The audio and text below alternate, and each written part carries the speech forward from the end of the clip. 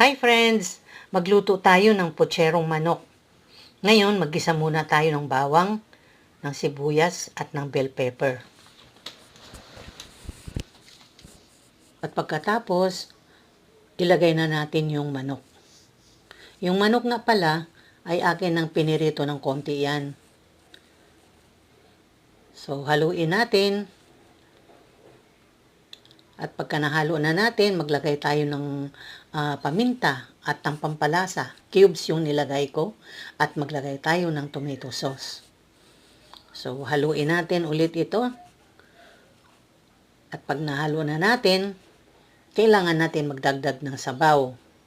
Mainit na tubig yung dinagdag ko. At ngayon, nilagay ko na yung patatas, saging, carrots, at saka bagu beans. So, hayaan nating maluto ito ng konti. Pagkatapos, naglagay na ako ng repolyo. So, halu-haluin natin ito hanggang sa maluto. At ayan po, luto na ang ating putserong manok.